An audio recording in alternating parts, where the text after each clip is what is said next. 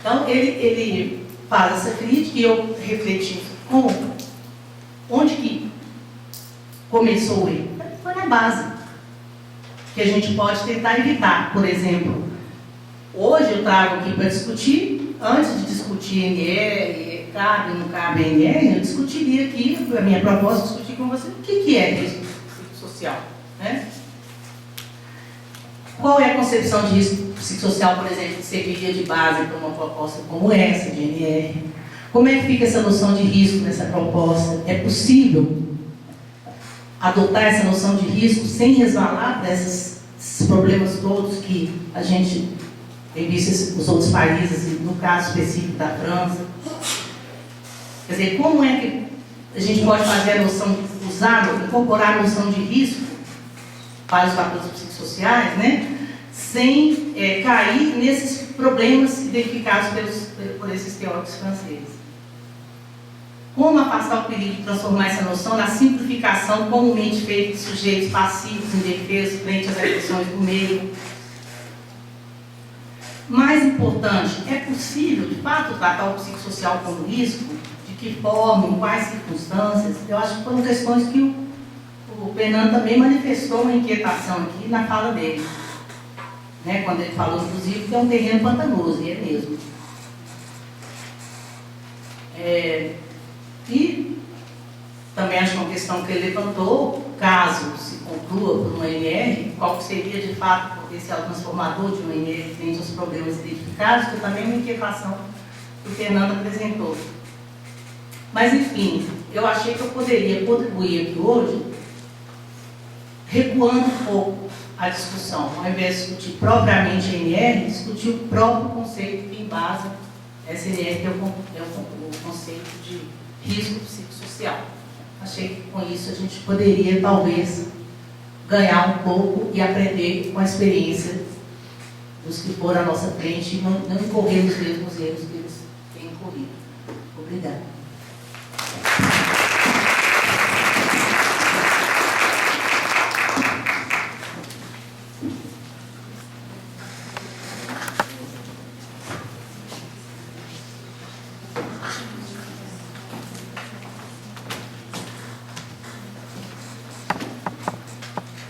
Muito bem, então, dando sequência, por fim, professor Francisco, Departamento de Engenharia de Produção da UFMG.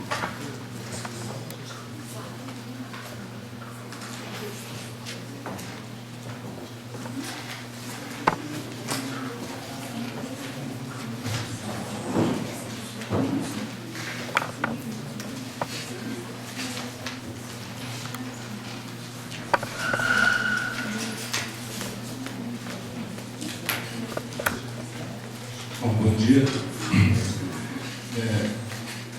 Queria agradecer esse convite, eu já fui apresentado, eu sou engenheiro e ergonomista, então também não entendo muito da área de psicologia, mas eu imagino que a intenção ao me convidar é que eu fale um pouco dessa ergonomia que é fronteira da psicologia do trabalho, então conheço ao longo, principalmente na França, e uma experiência também que pode nos ajudar aqui, que é a discussão sobre norma.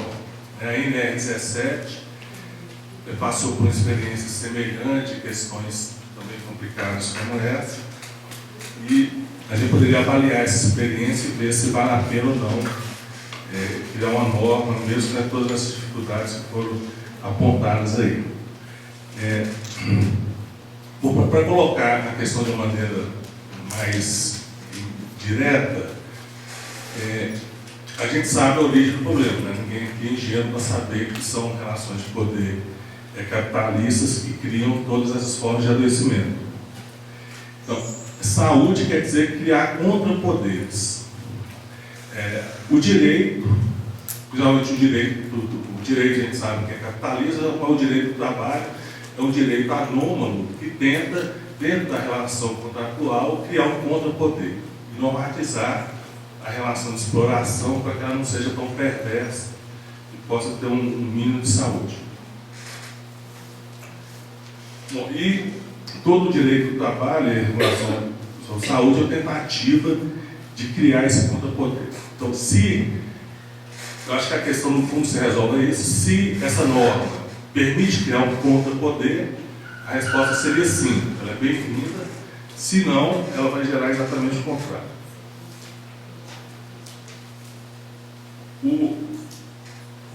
Aí, para ilustrar um pouco essa dificuldade, vou comentar alguns casos aqui da ergonomia, que mostram qual poderia ser uma direção, né, nesse terreno pantanoso e para se poder aproveitar essa norma.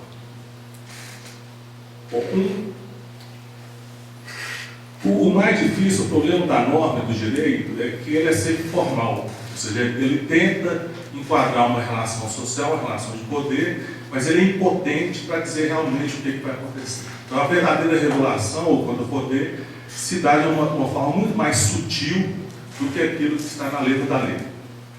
E essa sutileza, essa vida cotidiana, que é difícil aprender. Então, tem que haver, junto com a norma, tem que haver condições de apropriação pelos trabalhadores, que não pode estar dentro da norma. Essa é a contradição que é difícil resolver com o direito.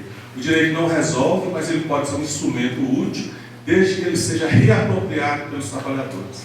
E que não pode ser dentro da norma, mas de outra maneira, que pode ser ajudada por ela, mas que ela não pode resolver. Então, tem um exemplo muito interessante, num artigo que nós escrevemos com o Marcelo Santos, sobre a privatização do trabalho dos garis. Então, a Prefeitura de Belo Horizonte passou de um serviço a SLU muito bem estruturado ao longo de anos e recentemente está privatizando e terceirizando essa atividade. Pois é, nesse artigo a gente tenta mostrar que essa privatização gerou mais acidentes e mais adoecimento. Que parece ser uma coisa evidente, mas que é uma das coisas mais difíceis de se mostrar essa relação de terceirização e problemas de saúde. Porque o normal da terceirização não é causar mais acidente ou mais doença, é jogar para fora a doença que já existe. Então, tem um setor que dá problema, eu jogo para debaixo do tapete e jogo para fora, né, externalizo, né, como a Beth falou, aquele risco. Mas só que nesse caso foi possível demonstrar que a desregulação ou a desregulamentação das relações de trabalho, de contratação, criou uma desregulação da atividade.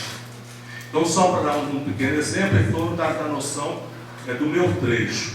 Né? Os garis, as equipes falam, eu tenho um trecho para trabalhar e quando eu estou no meu trecho eu me sinto bem. Eu consigo fazer meu trabalho tranquilo, sem preocupação, etc. E quando isso é terceirizado, aqueles supervisores das novas empresas, elas não respeitam o meu trecho. Os garis são alocados indiferentemente em qualquer equipe, eles são mudados de trecho com medida disciplinar. O supervisor sabe que ele gosta do trecho, então quando quer punir, troca de trecho, de equipe.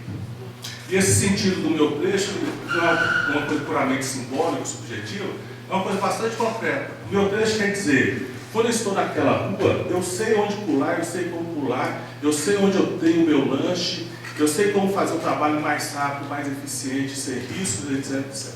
Quando eu estou com minha equipe, com o motorista e meus colegas, o trabalho coletivo funciona bem. Se alguém me tira do meu trecho, esse é o depoimento que eles dão, eu não consigo nem levantar da cama. Eles ficam deprimidos porque não conseguem ver como que eles vão trabalhar. Ou seja, essa dimensão coletiva, essa dimensão de apropriação, se for possível garanti-la, mesmo tendo uma mudança de relação contratual, a gente está garantindo que esse coletivo, que esses trabalhadores se reapropriem de condições de trabalho que não são consideradas como condições de trabalho e que deveriam ser. O meu trecho, o trabalhador escolher com quem vai trabalhar e onde trabalhar, assim como o posto de trabalho, deveria fazer parte da definição de condições de trabalho. Outra situação do tese de doutorado foi feita em torno da ideia de pausa pela Raquel Soares. Ela parte também desse direito de fazer a pausa, do atendimento face a face, e ela vai mostrar por que esse direito não é apropriado e quais são as condições também de reapropriação desse direito de fazer a pausa. Então, por exemplo, quando o trabalhador tem um atendimento desgastante, um cliente que está muito nervoso, etc. Então, trabalhadores que eles não faziam pausa, não era para fumar, eles fumavam para fazer a pausa. Ou seja, o cigarro era a desculpa socialmente aceita para eles se levantar depois do trabalho, na hora da pausa, encarar os colegas de toda a fila que está na sala de espera e lá para fora fumar o seu cigarro. E eles só fumavam no trabalho, era um recurso que ele tinha para usufruir dessa pausa. Bom, tem várias coisas aqui que a gente queria comentar. Eu queria encerrar essa parte falando de casos, a partir de um problema que está estudando recentemente, que é o direito de recusa. Então, os trabalhadores, está garantido em constituições estaduais e em várias convenções coletivas, o trabalhador tem direito de parar o trabalho quando ele detecta, ele percebe um risco iminente, um risco de acidente à sua saúde. Pois é, isso é um bom exemplo de como um direito ou uma norma, se ela não for acompanhada das condições de apropriação, ela pode gerar exatamente o contrário. O que acontece? Os trabalhadores agora, eles não apenas têm o direito de recusar o trabalho, como eles são obrigados a recusar o trabalho. Quer dizer, qualquer acidente que aconteça, como o trabalhador agora tem todo o poder formal de dizer, existe uma situação de risco iminente, eu não vou trabalhar, se ele não usar esse poder, ele pode ser responsabilizado. A empresa lhe deu a garantia, inclusive, de resistir a qualquer pressão por parte do supervisor, vai ser o supervisor ou o chefe que vai ser recriminado e não mais aquele trabalhador. E aí que a gente cai nessa coisa da noção do risco. O que é um risco? Desde que a gente coloque a necessidade de exercer esse direito como existindo a demonstração objetiva de que existe algo ali, eu estou tirando do trabalhador a condição de usufruir o direito, porque risco não é uma coisa existente, é uma possibilidade. Ou seja, é algo que pode acontecer desde que aconteçam outras coisas. E se o trabalho não acontece, aquela possibilidade, a gente nunca vai ficar sabendo se ela era uma possibilidade provável ou uma possibilidade meramente abstrata. Então, entre o real e o possível, existem várias categorias que são um real que está quase acontecendo, na noção do iminente, mas que essa comprovação não pode ser objetiva, ela é necessariamente subjetiva. E se a gente não cria condições para que esse debate subjetivo aconteça, eu com o meu colega, com o meu chefe, com o engenheiro, com o sindicato presente, isso se vira contra o trabalhador. Ou seja, esse direito de parar, que é importante, porque ele também faz parte do sistema de segurança, ao invés de ajudar, vai responsabilizar, e é o que está acontecendo hoje nas empresas. Então, e os chefes aprendem a jogar um contra o outro, porque se um recusa, ele chama o colega e fala, fulano, você consegue fazer aquele trabalho? O colega vai. Como o risco era uma possibilidade, o colega se dá bem, e os acidentes não acontecem tanto assim, em 100 menos, etc. Então, a possibilidade daquele acidente acontecer é menor do que não acontecer. E aqueles colegas que encaram aquela situação, às vezes o próprio chefe que faz, para demonstrar que o colega está medroso ou não é profissional, etc. Então, são as formas sutis do assédio moral que vão aparecendo nessas situações, e que depois ele fica mal nessa história e vai pensar duas vezes antes de recusar um novo trabalho, etc. Então, a condição essencial para que isso aconteça, tanto no caso do Gabi como em outras situações, é reconstituir esse coletivo de trabalho. Ou seja, se não, e que é exatamente o que está sendo destruído, desmobilizado, quando você responsabiliza o indivíduo para ele se autocuidar, ele tomar uma decisão individual, quando isso deve ser uma decisão coletiva e construída socialmente. Então, se a norma, para concluir, criar essas condições de reapropriação individual e coletiva, ela é bem-vinda. Isso quer dizer o quê? Criar um contrapoder. A norma cria condições de criar um contrapoder. Na França, por exemplo, existe o critério da contra-perícia, contra-expertise. Se a gente não colocar uma contra-expertise nessas avaliações, esquece. Vão ser aqueles avaliadores oficiais com outra visão de objetivar risco que vão vencer e colocar a opinião dele contra os trabalhadores. Então, é necessário que os trabalhadores, e aí o Brasil começa a avançar um pouquinho nessa questão, crie condições de exigir uma conta de expertise em qualquer situação. Outra coisa, a presença do sindicato. Enquanto os sindicatos não estiverem presentes no chão da fábrica, lá do lado dos trabalhadores, em todas essas questões, então for meramente o direito formal, essas decisões, essa apropriação, ela não vai acontecer, ela não vai ser tomada. Tem um belo estudo também na França, mostrando como que isso aconteceu naquela fábrica da AZF, aquela que explodiu. Paradoxalmente, é um dos melhores exemplos de atuação sindical junto à segurança. Ao longo de anos, 20 anos, eles foram construindo essa participação, e os trabalhadores realmente tinham condições de expressar os riscos. Eles nunca foram culpabilizados.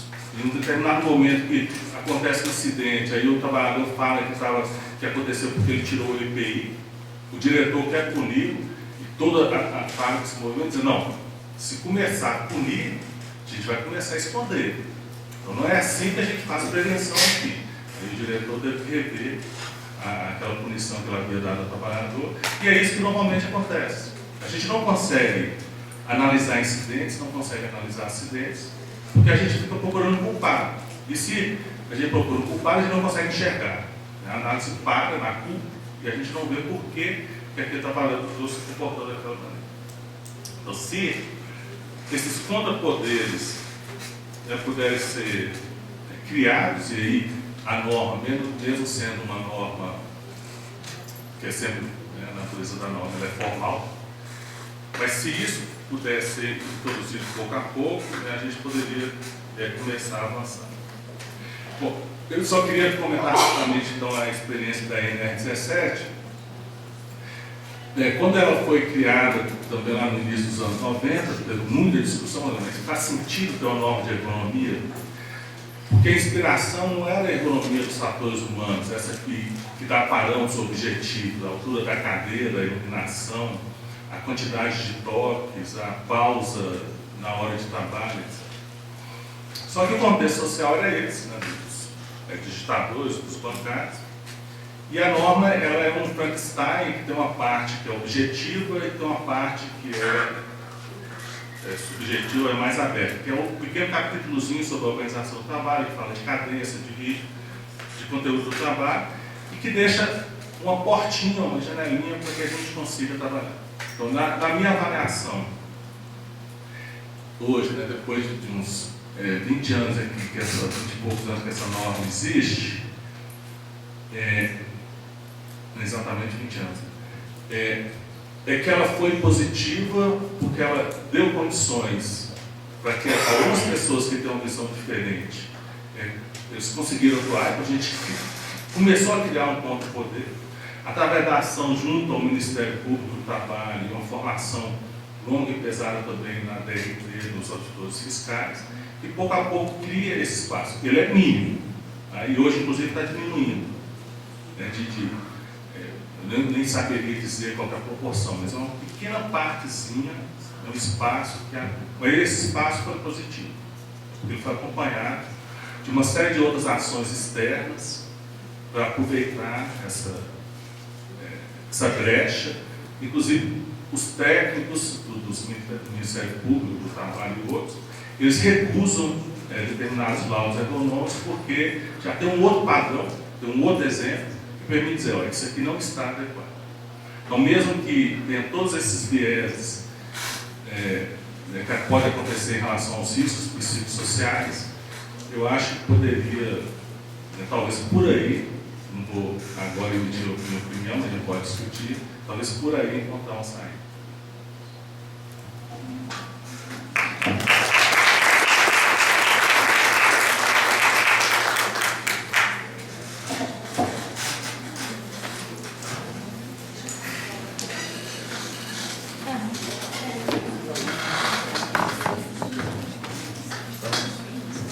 Maria, então, só para compor a mesa, fazer o debate.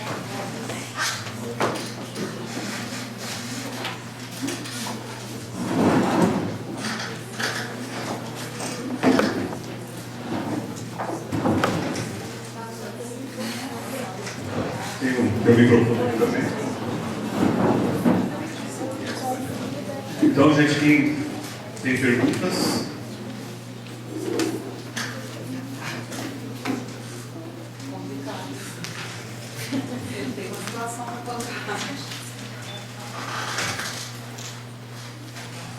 Nossa, muito interessante, viu? Esperava que fosse tanto. Foi assim, está muito profundo, está muito instigador. E aí, eu vou colocar uma situação, essa daí da privatização, tem um fato que comprova isso aí. Eu tenho um irmão ferroviário, quando eu cheguei hoje em Betim, eu lembrei que ele trabalhou aqui no Parque de Minas Sul. E depois daqui ele foi para a ferrovia no norte de Minas. E ele estava em Capitão Enéas quando veio o processo de privatização da rede. E aí, logo, ele começou a ter problema, que os médicos não conseguiram diagnosticar. Aí bota lá, não sei o que, 30, F30, F21, F não sei o que, porque não sabia se era esquizofrenia, se era bipolar, se era não sei o que. E agora, depois de 10 anos, ele começou a receber agora em fevereiro o auxílio-doença, porque a gente, com muito custo, com muita luta, com muita experiência de vida, a gente conseguiu provar que a privatização da rede era responsável pelo adoecimento dele. E mesmo assim, ainda não é uma aposentadoria, é um auxílio-doença que a gente ainda está lá segurando e eu sou a tutora dele. E aí, gente, está acontecendo com os garis, está acontecendo com os professores nas escolas. A municipalização do ensino foi um arraso. Eu fui vítima de municipalização de ensino, de estadualização de ensino. Isso está levando os trabalhadores da educação. Você falou do Sindiúte, Betim. Tem que fazer um estudo na rede estadual de Minas Gerais. Gente, o que está acontecendo nas escolas? Gente, o que está acontecendo é muito dramático. É muito sério. Não é só com os garis, não. O processo de Barbacena, da Copasa, DEMAI, a Copasa assumindo em São João del Rei, uma instituição séria, é precarização do trabalho, a gente está vendo isso acontecer. E aí vou pelo lado que a professora falou, pelo lado que você falou, todo mundo falou aí. Gente, o contra-poder pode ser a ANR, mas a solidariedade dos trabalhadores, essa foi pro brejo. Esse presidente que privatizou tudo aí, quando falaram para ele lá fora, mas e o sindicato? Ele falou, o sindicato eu dou um jeito. Quer dizer, os trabalhadores estão enfraquecidos. Ou a gente se solidariza e consegue fortalecer enquanto ser humano. Está faltando humanização, está faltando solidariedade. E para a gente poder fazer, tem que ter a ANR, sim, que eu entendi muito bem que tem que ter parâmetro. Se a gente não tiver parâmetro, a gente não prova.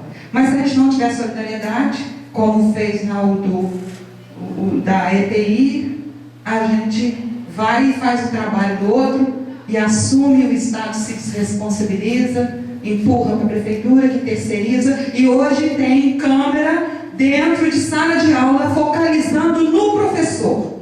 Ela não quer saber da qualidade da aula, não. Ela quer saber do professor, o que ele está fazendo. E tem sendo retirado da cadeira, porque ele não pode se assentar, porque senão vai perder a disciplina. Que perder a disciplina, o quê? Será que é para isso mesmo? Então, gente, é isso. Me desculpa a tremedeira aqui na mão, mas é porque mexeu fundo comigo.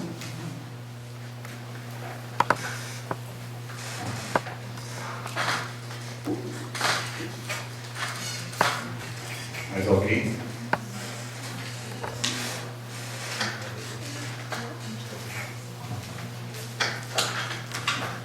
Eu quero fazer uma pergunta para o Chico. Meu nome é Adriana, eu sou psicóloga do CEREST, é o Centro Regional de Saúde do Trabalhador, aqui de Betim. E me interessou particularmente, Chico, como é que a gente consegue criar esse contrapoder. Como? Hoje a gente vê um enfraquecimento dos sindicatos, né, muito grande, um enfraquecimento dos coletivos, né, de trabalhadores. Eu entendo que uma forma seria por esses coletivos. Mas aí fico pensando também no papel do CEREST, da saúde do trabalhador, do SUS, aí com a vigilância em saúde do trabalhador, que ainda há algo incipiente, principalmente para as questões de adoecimento mental. mas como uma possibilidade também no sentido de empoderar os trabalhadores. Mas me parece que é mais do que informação, né? Então, assim, queria que você falasse um pouco mais sobre isso. Eu acho, dentro de um sistema neoliberal, né, que nós estamos falando disso, a fragmentação do sindicato, a fragmentação das classes, né, dos trabalhadores. E quando você fala que eu gostei, eu te achei objetivo, Chico, e assim, é interessante, eu sou assistente social, né, a gente trabalha na saúde mental, e muito está buscando, porque você fala também de uma coisa que é do corpo a corpo, né, tentar, dentro da lógica do trabalho, buscar a lógica do coletivo, dentro de um sistema neoliberal. E isso é muito complicado, porque a gente está cheio de normas, de leis, e a gente sabe que a gente tem que burlar o tempo todo, senão a gente perde o emprego para a gente sim. Né? Você abre mão de férias, você vai para o trabalho extra, é uma série de questões que te busca e que te leva para esse lugar. Mas você trouxe uma luzinha, sim, que eu acho que talvez seja esse caminhar, mas é um caminhar ainda do corpo a corpo.